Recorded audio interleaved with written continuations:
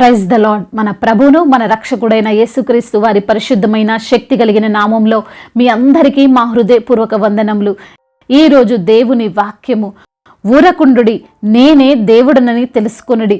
కీర్తనల గ్రంథము 46వ కీర్తన 10వ చరణం.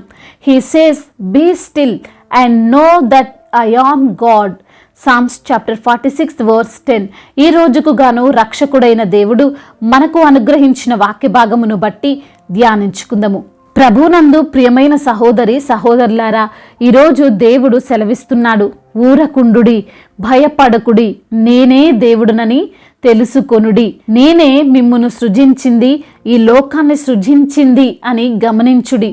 అవును ప్రియమైన సహోదరి సహోదరులారా, నీవు ఈ రోజున కలవరముతో ఉన్నావేమో, ఏ మార్గములో వెళుతున్నావో తెలియని పరిస్థితుల్లో నీవు ఉన్నావేమో, నీ చుట్టంతా భయంకరమైన శోధనలు ఉన్నాయేమో, నీవు అనుకోని ఎన్నడూ ఊహించని చెడును నీవు ఈ రోజున చూస్తున్నావేమో.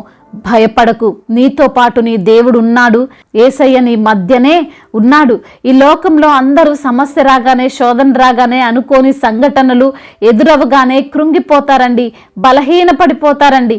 ఇంకా వారికి భవిష్యత్తే లేదు అన్నట్లుగా ఆలోచిస్తారు. ఇక మా పని అయిపోయింది అని అనుకుంటారు. అయితే ఈ లోక సంబంధులు, ఈ లోక మనుషులు ఆ విధంగా ఆలోచించడంలో తప్పులేదు. ఎందుకంటే వారికి సజీవుడైన దేవుడు తెలియదు. కానీ నీవెందుకు కలవరపడుతున్నావు? నీవెందుకు బలహీనమైన వ్యక్తిగా మారుతున్నావు? నీవు ఒంటరివాడివా? నీవు ఒంటరిదానివా? కాదు కదా, నీతో పాటు నీవు నమ్మిన యేసయ్య ఉన్నాడు. ఆయన సజీవుడు.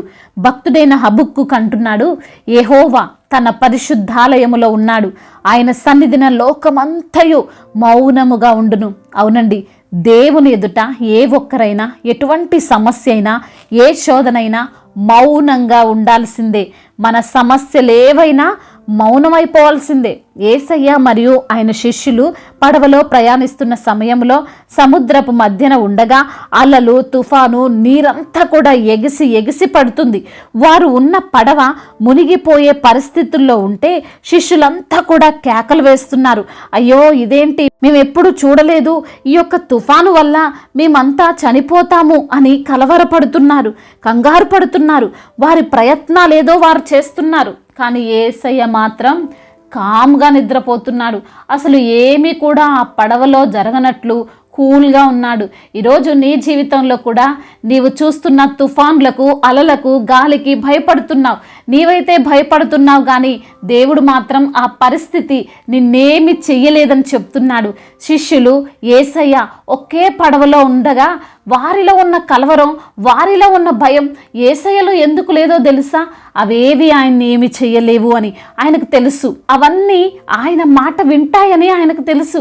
ఈ రోజున నీకొచ్చిన సమస్యను బట్టి, అనారోగ్యాన్ని బట్టి, కుటుంబ శోధనను బట్టి, ఆర్థిక పరమైన కష్టాలను బట్టి, అశాంతికరమైన పరిస్థితులను బట్టి నీవు కలవరపడుతున్నావేమో, కానీ నీవు నమ్మిన యేసయ్య కలవరపడడం లేదండి. నా బిడ్డకు ఏమైపోతుందో అని ఆయన నిన్ను గూర్చి ఆందోళన చెందడం లేదండి. ఎందుకంటే నీకు ఎదురైన ప్రతి విధమైనటువంటి సమస్య దేవుని మాట వింటుంది.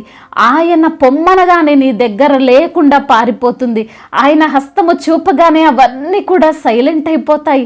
యేసయ్య ఆ పడవలో శిష్యుల కలవరాన్ని చూసి లేచి వెంటనే తుఫాన్ను, గాలిని, అలలను గద్దించాడు. అవన్నీ కూడా నిమ్మలమైపోయాయి. అంతవరకు గొడవగా ఉన్న ఆ ప్రదేశం అంతా ఎంతో ప్రశాంతంగా మారిపోయింది. ప్రియమైన సహోదరి సహోదరుడా, ఈరోజు నీ జీవితం కూడా అల్లకల్లోలంగా ఉన్నదేమో. ఎన్నడూ ఈ పరిస్థితిని చూడలేదే, నాకే ఎందుకు ఇలా జరుగుతుంది అని కలవరపడిపోకు. నీ చుట్టూ ఎన్ని ప్రమాదాలున్నా, నిన్ను ఎంతమంది నిందిస్తున్నా, నిన్ను నీ శత్రువులు పడవేయాలని ప్రయత్నిస్తున్నా, దీర్ఘకాలిక అనారోగ్యము పట్టి నిన్ను పీడిస్తున్నా, అవేవి నిన్నేం చేయలేవు. ఎందుకో తెలుసా? నీతో పాటు ఉన్నది, నీకు సహాయం చేయడానికి నీ దగ్గర నిలుచున్నది ఒక సాధారణమైన మనిషి కాదు, సర్వశక్తిమంతుడైన దేవుడు. ఆయన నోటి ద్వారా ఆజ్ఞాపించగా జరగని కార్యము లేదు. అందుకే ఆయన ఈరోజు మనందరితో అంటున్నాడు, ఊరకుండుడి, కలవరపడకుడి, నేనే దేవుడునని తెలుసుకొనుడి అని. మరి ఈ మాటలు వింటున్న నీవు నీలో కలవరము ఇప్పటికైనా తీసివేసుకుంటావా? దేవుడు నీతో పాటు ఉన్నాడని గ్రహిస్తావా? ఆయన ఉండగా ఏది నిన్ను ఏమీ చేయలేదని ధైర్యంతో జీవిస్తావా? అవునండి, సమస్య రాగానే భయపడొద్దు, కృంగిపోవద్దు, ఏ మనుషుని సహాయం కోరొద్దు. దేవుని పాదాల చెంతకు రా. ఆయనే నీకున్న ప్రతి కష్టము నుండి కాపాడుతాడు, నెమ్మదిని కలగజేస్తాడు. దేవుడి మాటలను దీవించి మన హృదయములో ఫలింపచేయునుగాక. వాక్య భాగమును బట్టి ప్రార్థించుకుందాము. ప్రతి ఒక్కరు కూడా ప్రార్థనలో ఏకీభవించగలరు. ప్రార్థన. మహాశక్తి సంపన్నుడైన దేవ, కృపా కనికరములు కలిగిన మా ప్రియ పరలోకపు తండ్రి, మీ ఘనమైన నామమును బట్టి మీకు కోట్లాది కోట్ల స్తుతులు స్తోత్రములు చెల్లిస్తున్నాం ప్రభువా. ఈ రోజున వాక్యము ద్వారా మీరు మాతో మాట్లాడారు ప్రభువా. ఊరకుండుడి నేనే దేవుడునని తెలుసుకొనుడని వాక్యము ద్వారా మీరు మాతో మాట్లాడి మమ్మల్ని ఎంతగానో ధైర్యపరిచినందుకు స్తోత్రములు ప్రభువా. అవును నా తండ్రి, అయ్యా మేము ఏ మార్గములో వెళ్తున్నామో తెలియక ఉన్న పరిస్థితులను బట్టి, ఆందోళనకరమైనటువంటి ఈ జీవితాన్ని బట్టి మీ యొక్క వాక్యము ద్వారా మమ్మల్ని ఎంతగానో బలపరిచారయ్యా. మీరు మాకు తోడుగా ఉన్న దేవుడు అని, మా మధ్యనే ఉన్న దేవుడు అని, సమస్య కూడా మీ మాట వింటుందని ప్రభువా మీరు జ్ఞాపకం చేసి ప్రభువా మాకున్న కృంగుదలను, మాకున్నటువంటి భయాందోళనను తీసివేసి మమ్మల్ని ధైర్యముతో నింపిన మీ యొక్క అమూల్యమైన మాటలను బట్టి, శ్రేష్టమైన మీ మాటలను బట్టి మీకే కోట్లాది కోట్ల స్తుతులు స్తోత్రములు చెల్లిస్తున్నాము ప్రభువా. అయా మాకున్న ఇరుకులు ఇబ్బందుల నుండి విడుదల దయచేయు వాడవు నా ప్రభువా. అవును తండ్రి, ఈ రోజున ఎందరైతే బిడ్డలు ఎటువంటి పరిస్థితుల్లో ఉన్నారో, ఎటువంటి కృంగుదలలో ఉన్నారో, ఎటువంటి నిరుత్సాహముతో ఉన్నారో, ఎటువంటి వేదనతో ఉన్నారో అన్నీ ఎరిగిన దేవుడవు ప్రభువా. బిడ్డలతో మీరు మాట్లాడండి. వారికి ఉన్న ప్రతి సమస్య నుండి విడుదల దయచేయండి అయ్యా. అనారోగ్య సమస్యల నుండి విడిపించండి అయ్యా. వారికి ఉన్న అనారోగ్య సమస్యను ప్రభువా అయ్యా మీరు తీసివేసి ప్రభా సంపూర్ణ స్వస్థతను, ఆరోగ్యమును బిడ్డలకు మీరు అనుగ్రహించమని వేడుకుంటున్నాము తండ్రి. అవును దేవా, స్వస్థపరిచే దేవుడవు ప్రభువా. విశ్వాస సహితమైన ప్రార్థన రోగిని స్వస్థపరుస్తుందంటున్నవయ్యా. మీ వైపు చూస్తుండగా ప్రభువా అయ్యా ఎన్నడూ మమ్మల్ని సిగ్గుపరిచే దేవుడవు కాదు నా ప్రభా. బిడ్డలకున్న ఆ రోగమును, ఆ వ్యాధిని, ఆ భయంకరమైనటువంటి తండ్రి అనారోగ్యమును తండ్రి తీసివేసి సంపూర్ణ ఆరోగ్యమును దయచేసి మీ సన్నిధిలో సాక్షులుగా నిలవబెట్టండి ప్రభువా. అదేవిధంగా అప్పుల భారాల నుండి బిడ్డలకు విడుదల దయచండి. అప్పు తీర్చుకోలేక ప్రభువా అయా పరిపరి విధానాల తలంపులతో బిడ్డలు ఉంటుండగా ప్రభువా, అపవాది ఆత్మహత్య చేసుకొని ప్రేరేపిస్తుండగా నా ప్రభువా, అప్పుల సమస్య వైపు కాక ఆ సమస్యను గద్దించి మీ వైపున చూసేటువంటి మనస్సును వారికి దయచేయండి నా దేవా. అయ్యా వారికి ఉన్న అప్పులు తీర్చుకునే జ్ఞానాన్ని దయచేయండి. వారికి పని కల్పించండి. వారు చేస్తున్నటువంటి పనులలో ఆశీర్వాదాన్ని దయచేయండి ప్రభా. నూరంతల ప్రతిఫలమును బిడ్డలకు మీరు అనుగ్రహించమని, మీ యొక్క మహిమేశ్వరంలో వారి ప్రతి అవసరతను మీరు తీర్చమని వేడుకుంటున్నాము తండ్రి.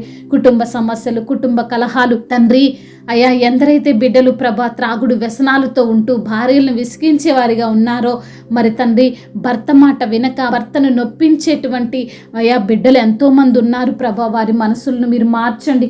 కుటుంబములో సమాధాన స్థితిని కలగజేయండి. కుటుంబములో నెమ్మదిని కలగజేయండి అయ్యా. మరి తండ్రి ఒకరినొకరు గౌరవించుకుంటూ, ఒకరినొకరు అర్థం చేసుకునే జీవితాన్ని అయ్యా ముఖ్యంగా భార్యాభర్తలకు దయచేయమని వేడుకుంటున్నాము నా ప్రభువ. అయ్యా వారి మధ్య ఏలుబడి చేస్తున్న అపవాది క్రియలను లయపరచమని వేడుకుంటున్నాము. ప్రయాణాల్లో ఉన్న వారందరినీ కూడా దీవించండి. వారి యొక్క తండ్రి ప్రయాణం అంతటిని క్షేమకరంగా ఉండునట్లుగా సహాయం దయచేయండి అయ్యా. మీ యొక్క పరిచర్య చేస్తున్న దైవజనులకు తోడుగా ఉండండి అయ్యా. సువార్థికులను తండ్రి మీరు బలపరచండి. వారి యొక్క రాకపోకల్లో మీరే వారికి తోడుగా ఉండండి అయ్యా. మరి తండ్రి మిషనరీస్ని జ్ఞాపకం చేసుకునండి తండ్రి, సహాయం దయచేయండి అయ్యా. గర్భఫలము లేని వారిని మీరు జ్ఞాపకం చేసుకుని ప్రభా వారికి గర్భఫలమును దయచేయి వాడవు నీవే ప్రభా. నీ వైపు చూస్తుండగా ప్రభా అద్భుత కార్యాన్ని జరిగించమని వేడుకుంటున్నాము.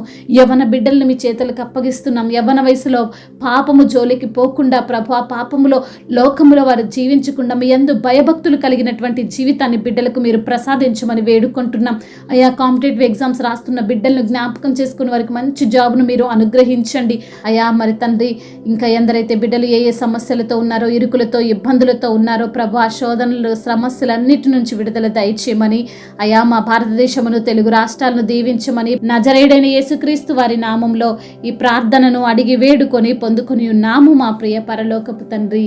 ఆమేన్. ఈరోజు పెళ్లి రోజు మరియు పుట్టినరోజు జరుపుకున్న వారందరినీ దేవుడు దీవించి సకల మేలులతో, ఆశీర్వాదములతో, కృపాక్షేమములతో దేవుడు మిమ్మల్ని నింపునుగాక. మీ యొక్క ప్రార్థన అవసరతలను మాకు తెలియజేయగలరు. మీ కొరకు మేము తప్పక ప్రార్థిస్తాము. మొదటిసారిగా మన యొక్క ఆదరణ వాక్యం చూస్తున్నట్లయితే తప్పకుండా సబ్స్క్రైబ్ చేసుకోగలరు. ఈ వాక్యం మీకు ఆశీర్వాదకరంగా ఉండినట్లయితే అనేకులకు కూడా ఈ వాక్యాన్ని పంపి మీరు కూడా దేవుని యొక్క రాజ్య సువార్తలో పాలిభాగస్తులు కావాలని దేవుని పేరిట మనవి చేసుకుంటున్నాను. May God bless you all. దేవుడు మిమ్మల్ని దీవించి బలపరిచి స్థిరపరచునుగాక.